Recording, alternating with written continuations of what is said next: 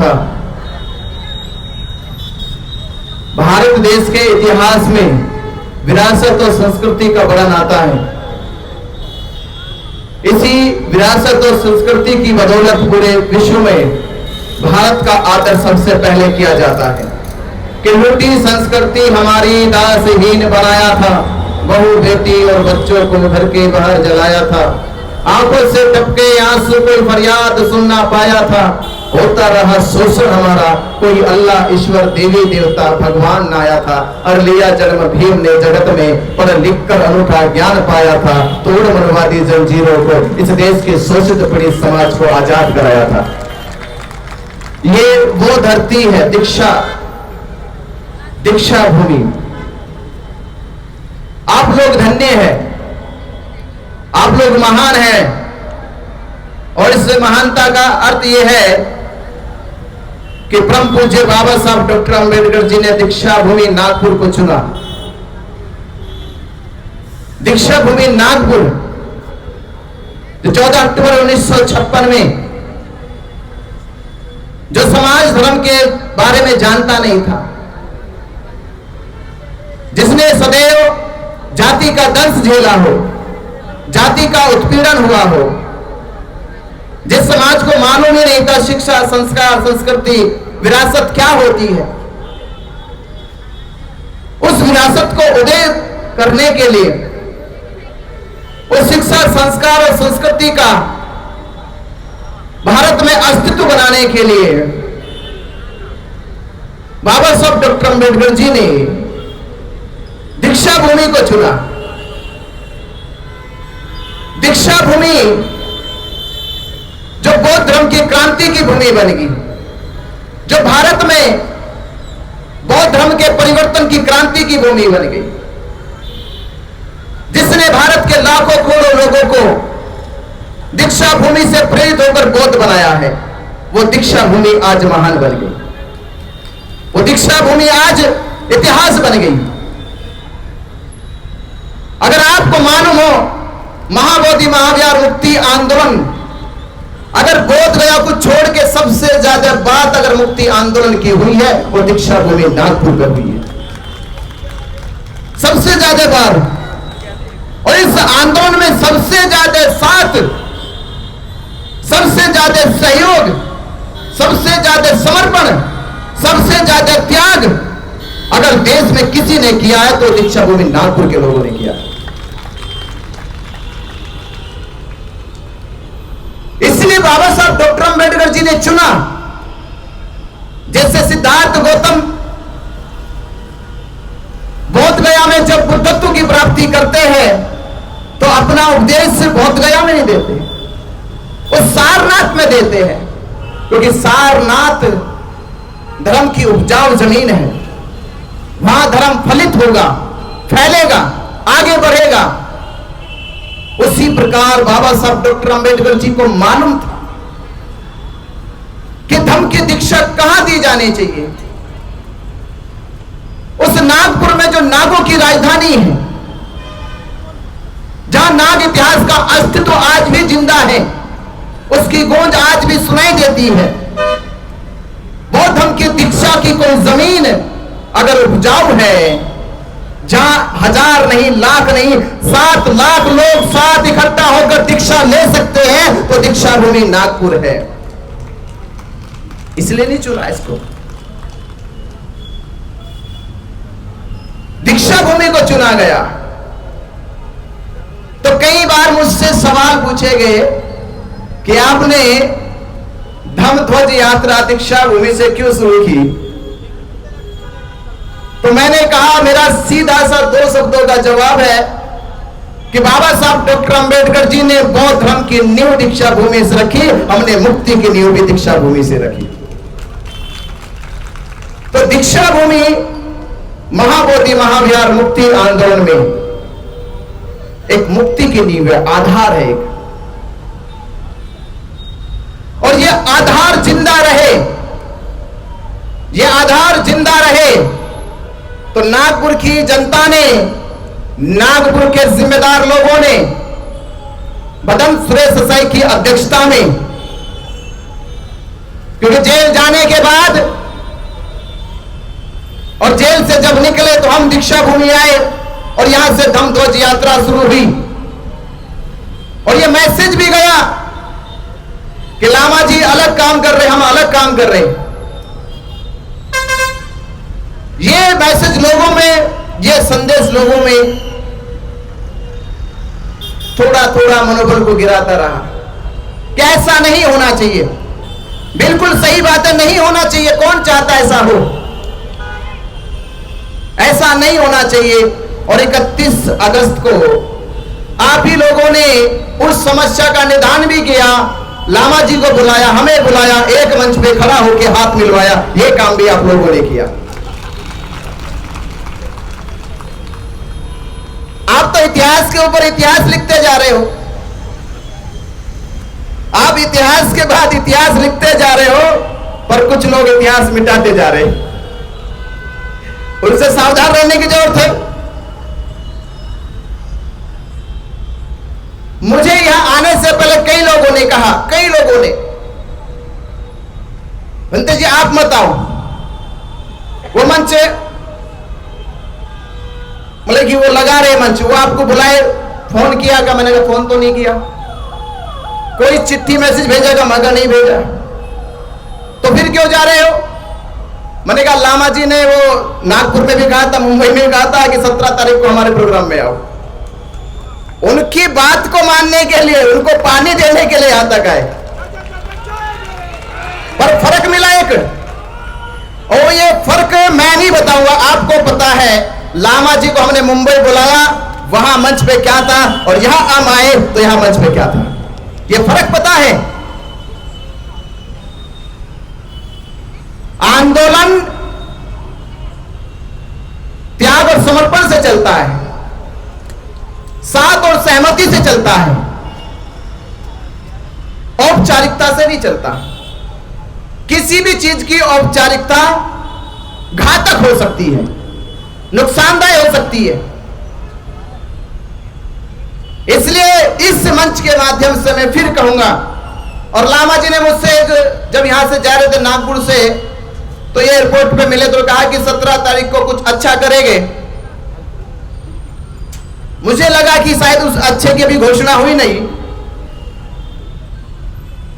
मैं चाहूंगा कि जब एक होने की बात है, 31 भी चली गई, मैंने आयोजकों से कहा कि आपने प्रोग्राम करवाया केवल, और प्रोग्राम इतना हो रहा, वो हमारे मंच पे आएगा, हम उसके मंच पे जाएंगे, समाज के मंच पे जाएंगे। इसे एक होना नहीं कहते। एक होने का मतलब है एक हो जाना। मैंने उस दिन भी कुछ कहानी के माध्यम से कहा था, जिस प्रकार नदी का अस्तित्व तब तक ही पहचान में रहता है जब तक वो समुद्र में नहीं डलती, और जिस दिन समुद्र में मिल जाती है उस दिन नदी का नाम गुमनाम हो जाता है। तो मैं चाहूंगा कि नागपुर की जनता ये प्रयास और करे। महाबोधि महाविहार मुक्ति आंदोलन बार बार मन से कहा जा रहा है, ये लामा जी का हमारा किसी भिक्खू का नहीं है, ये आंदोलन समाज का है। तो समाज दिशा तय करे, ये आंदोलन आगे कैसे चलाया जाएगा, दिशा तय करे, और समाज अपने आप में से 20-50-100 लोगों को चुने, और पूरे दिन की बैठक हो, मंच ना हो, केवल मंच के प्रोग्राम हो गए, एक बैठक हो, इंडोर बैठक होनी चाहिए। इंडोर बैठक होकर पूरे देश में से प्रतिनिधि चुने जाए, हर स्टेट का प्रतिनिधि चुना जाए, हर डिस्ट्रिक्ट का प्रतिनिधि चुना जाए, और सभी प्रतिनिधियों के नेतृत्व में इस आंदोलन को आगे बढ़ाया जाए। और प्रतिनिधियों के साथ साथ भारत देश में तमाम बौद्ध धर्म के प्रचार प्रसार के लिए जो दिन रात संघर्ष करती संस्थाएं हैं, संगठन हैं, उनके अध्यक्ष हैं, उनके चेयरमैन हैं, उन सभी संस्थाओं को लेकर जब यह माना जाता है कि महाबोधि महाविहार ये किसी संगठन की लड़ाई नहीं है, व्यक्ति की लड़ाई नहीं है, ये लड़ाई है भारत के बौद्धों के अस्तित्व की, तो क्यों ना भारत के बौद्धों को इसमें शामिल किया जाए। नहीं तो ये केवल औपचारिक घटना रहती रहेगी, औपचारिक समाधान नहीं है। आपको बुलाया जाएगा आप आएंगे, आपको बुलाया जाएगा आप आएंगे। मैं पूछना चाहता हूं कि आप लोग और वो जो हमारी 31 तारीख की टीम थी जिन्होंने प्रोग्राम किया, मैं उनसे कहूंगा वो एक प्रयास करें। और मैंने उस समय भी कहा था कि ये प्रोग्राम अभी सक्सेस नहीं हुआ, इंडोर मीटिंग बुलाई जाए, बैठक करो पहले और चुनो सबको, तब जाके इसका एक होने का रास्ता कोई सही होगा, ऐसे नहीं होगा। और ये आंदोलन सही बात है, ये चल रहा है, उधर धमध्वज यात्रा चल रही, इधर मशाल यात्रा चल रही, उधर से भी कोई ना कोई प्रतिक्रिया आती, इधर से कोई प्रतिक्रिया आती है। ये आंदोलन ऐसे नहीं होता। आंदोलन है एक दूसरे की हिम्मत से, ताकत से। कमजोरी मत बनो, ताकत बनो। अगर आप ताकत बन गए तो पहली लड़ाई तो आपने जीत ली कि आपने अपने ही आदमी को कमजोर नहीं किया, बल्कि उसे ताकत दी है। और जब आपका अपना भाई ताकतवर होगा तो महाबोधि महाविहार भी मुक्त होगा। तो अपनों को ताकत दो, मजबूती दो। तो जिन्होंने 31 तारीख का आयोजन किया था, वो एक प्रयास करे कि एक इंडोर मीटिंग जरूर बुला ले और देश के तमाम स्टेटों से प्रतिनिधियों को बुलाकर एक मजबूत प्रतिनिधित्व का निर्माण हो। और जब निर्माण होगा तो सबकी एक दूसरे की प्रतिक्रियाएं खत्म हो गई, फिर ना उधर की प्रतिक्रिया, ना उधर की प्रतिक्रिया, ना धमध्वज यात्रा रहेगी, ना मशाल यात्रा रहेगी, फिर एक ही रहेगा, महाबोधि महाविहार मुक्ति आंदोलन रहेगा, एक ही रहेगी। नहीं तो हमने भी इधर से 1 जनवरी की मुझे जानकारी भी हुई आके 1 जनवरी की तारीख रखी है। वैसे 1 जनवरी को अधिकांश लोग भीमा कोरेगांव जाते हैं, वो पवित्र है, हमारी आस्था विश्वास है, और वो तारीख बदली नहीं जा सकती दूसरे स्थान के लिए। वो तारीख भीमा कोरेगांव के लिए और भीमा कोरेगांव के लिए ही रहेगी। हाँ, भीमा कोरेगांव पे ही प्रोग्राम हो तो बहुत बड़ी बात है, पर स्थान नहीं बदलना चाहिए, क्योंकि पूरे देश के लोग भीमा कोरेगांव 1 जनवरी को जाते हैं, वहां माथा टेकते, नमन करते, सत्कार करते हैं, अपने वीर शहीदों को याद करते हैं। हमने तारीख दी कि 12 फरवरी 2026, 12 तारीख को यह आंदोलन शुरू हुआ और आंदोलन का 1 साल हो जाएगा। और एक चीज बताओ, आंदोलन में 2 चीजें होती है, एक होती है जागरूकता और एक होता है दबाव।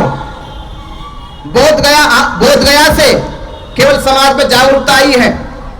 अगर सरकार पे दबाव बनाना है, बिहार की सरकार हो चाहे केंद्र की सरकार हो, अगर बिहार की सरकार पे दबाव बनाना है तो पटना में आंदोलन होना चाहिए, और दिल्ली की सरकार पे दबाव बनाना है तो दिल्ली में आंदोलन होना चाहिए। जब दिल्ली में आंदोलन होगा और देश से पूरे जब लाखों बौद्ध दिल्ली जाएंगे तो आपको मालूम है, दिल्ली अगर नीतीश की सरकार बनी, अगले साल तक सरकार बदल जाएगी। अगर सरकार बदल गई और नीतीश और भाजपा की बनी तो हम तब भी जीत जाएंगे। अगर तेजस्वी कांग्रेस की बनी तो भी हम जीत जाएंगे, कि दोनों की सरकार बिना केंद्र के बनेगी नहीं। जब केंद्र के बगैर बनेगी नहीं तो केंद्र को पकड़ के घुटनों पे लाओ, और घुटनों पे लाएगा तो बिहार सरकार को लाएगा, बिहार सरकार को लाएगा तो बीटी एक्ट रद्द कराएगा। तो यह आंदोलन का 1 साल पूरा होने वाला 12 फरवरी 2026 को, और अभी महाराष्ट्र के भिक्खु संघ के साथ मीटिंग हुई, बैठक हुई, और उन्होंने भी कहा कि हमें सबसे बड़ी ताकत जो है वो दिल्ली में दिखानी चाहिए। जिस प्रकार अभी मराठाओं ने मराठा आरक्षण लेने के लिए 4 महीने तैयारी करी और 4 दिन मुंबई में बैठे और 5वें दिन उनकी बात मान ली सरकार ने। अगर भारत के लोग जो 12 महीने से आंदोलन चला रहे थे और अभी हमारे पास 4.5 महीने पड़े, अगर 4.5 महीने में मिलकर पूरा समाज तैयारी करे, संपूर्ण भारत का बहुत समाज तैयारी करे, तो मैं कह सकता हूं कि दिल्ली जाम होगी, बीटी एक्ट रद्द होगा, महाबोधि महाविहार मुक्त होगा और आपकी बात मानी जाएगी। और ये इतिहास के पन्नों में लिखा जाएगा कि दिल्ली की सड़कों पे भारत के बौद्धों का अस्तित्व जिंदा है, उनकी शक्ति, उनकी ताकत जिंदा है। और दिल्ली से बनी खबर केवल देश में नहीं, विदेशों तक जाएगी, और जब ये खबर विदेशों तक जाएगी, विदेश के एम्बेसी आएगी, विदेश के शासक प्रशासक जब ये खबर को देखेंगे तो कहीं ना कहीं केंद्र सरकार से ये बात जरूर करेंगे कि बौद्धों के साथ भारत में अन्याय क्यों? जो भारत बुद्ध की पहचान है, वहां भारत संस्कृति के साथ बौद्धों की विरासत के साथ यह अन्याय क्यों? महाबोधि महाविहार मुक्त करो, बौद्धों को न्याय दो। और आपको मालूम है, एक चीज और कहता चलो, ये आंदोलन सबूत और साक्ष्यों से नहीं जीता जाएगा, और लड़ाई सबूत और साक्ष्यों की नहीं है। ये कौन नहीं जानता कि महाबोधि महाविहार है? ये बात तो महंत भी जानता, जो उस पर बैठा गद्दी पे, उसको खुद मालूम है महाबोधि महाविहार है, तथागत बुद्ध की प्रतिमा है। और इससे बड़ा और सबूत क्या हो सकता है? ये लड़ाई जीती जाएगी आपकी जागरूकता और आपकी एकजुटता से। तो आप एकजुटता और जागरूकता दिखाए। अगर ये जागरूकता आ गई तो महाबोधि महाविहार मुक्त हो जाएगा। तो आपको इस धरती से, दीक्षा भूमि नागपुर की धरती से, जेल से आने के बाद मेरे मन में, मैं जेल में था, अंदर जेल में रहते रहते ख्याल था कि जाने के बाद, क्योंकि धरना वहां से 2 मान से हट गया है, अब क्या करना चाहिए, कैसे करना चाहिए। और बोधगया में प्रशासन और सरकार इतनी ताकत में है कि हमारे और हमारे समाज की चलती बिल्कुल नहीं है। वहां प्रशासन ताकत में, प्रशासन से पूछ पूछ के हमें काम करना पड़ता है। और आंदोलन पूछ पूछ के सरकार से, प्रशासन से चलाओगे तो कभी सफल नहीं कर सकते। जब तक प्रशासन की नाक पर नकेल ना डाल दी जाए तब तक आंदोलन सफल नहीं होते, क्योंकि आंदोलन का अर्थ है ताकत, शक्ति। क्योंकि आंदोलन तब किए जा रहे कि कानून हमारे अनुकूल नहीं है। अब वो नियम, वो कानून, हमारे नियम हमारे अनुकूल नहीं काम कर रहा है, इसलिए उसके विरोध में जाके समाज को अपनी ताकत दिखानी पड़ती है, अपनी शक्ति दिखानी पड़ती है। तो वो शक्ति के लिए जेल में ही रहते रहते मुझसे मिलने के लिए हमारे नागपुर की धरती से राकेश धारगवे जी, जो वहां पहुंचे और 8 दिन वहां पैरवी करी। नागपुर की टीम कम से कम 3 बार मुझसे मिलने जेल में गई। मुझे वो पहले कहते इतिहास पे इतिहास लिखा, अगर मैं किसी भी राज्य की बात करूं, सबसे ज्यादा मुझे जेल से बाहर निकालने में जो सबसे ज्यादा पैरवी करी वो भी नागपुर के लोगों ने करी। उन्होंने निकाले, उन्होंने कहा राकेश धारगवे जी ने कि भंते जी, पूरे महाराष्ट्र से मैसेज है, फोन है, आपके जेल से निकलने के बाद आपको लोगों के साथ जनसंवाद करना है। और 17 अगस्त 2025 दीक्षा भूमि नागपुर से, आप सभी को मालूम है, मालूम है। तो आप सभी ने देखा कि दीक्षा भूमि नागपुर से 17 अगस्त 2025 में धम्मध्वज यात्रा राकेश धारगवे जी, नितिन गजबे जी और योगेश रावत जी, 3 लोगों ने मेहनत करी, संपूर्ण महाराष्ट्र में कांटेक्ट करे, फोन किए, मैसेज किए और तैयारी हुई। और आज यात्रा को करीब करीब 14 तारीख से शुरू हुई, 17 तारीख को फाइनल यात्रा शुरू हुआ, 1 महीना पूरा हो गया। 1 महीने की यात्रा से संपूर्ण महाराष्ट्र में उतनी बड़ी ताकत है, उतनी बड़ी ताकत हुई कि महाराष्ट्र का संपूर्ण भिक्खु संघ ने आशीर्वाद दिया और यह कहा कि जल्दी महाराष्ट्र में संपूर्ण भिक्खु संघ का सबसे बड़ा प्रोग्राम होने वाला है और महाबोधि महाविहार मुक्ति के लिए दिल्ली में लाखों लोग जाएंगे। ये तैयारी हुई। तो आप सभी श्रद्धावान उपासक उपासिकाओं से मैं एक बार अपनी ओर से, जिन्होंने धम्मध्वज यात्रा का नियोजन किया, राकेश धारगवे जी और नितिन गजबे जी और योगेश रावत जी के लिए एक जोरदार ताली बजा दो, जोरदार ताली। जय भीम, जय भीम, जय भीम। तो आपने मेरी बात को सुना, समझा और जाना, और हम जल्द ही महाबोधि महाविहार मुक्ति के लिए देश में बहुत बड़ा आंदोलन दिल्ली में खड़ा होगा। नमो बुद्धाय, जय भीम खड़ा होगा। तो 12 फरवरी 2026 जब इस आंदोलन का 1 साल हो जाएगा, तैयार हो, तैयार हो, तैयार हो, तैयार हो। महाबोधि महाविहार मुक्ति का आंदोलन मरने से पहले या मरने के बाद? अगर मरने से पहले मुक्त कराना चाहते हो, अगर पंडित पुरोहित को बोधगया से बाहर निकालना चाहते हो, तो दिल्ली चलो आप, और पंडित पुरोहित चलेगा बोधगया से बाहर। नमो बुद्धाय, जय हिंद।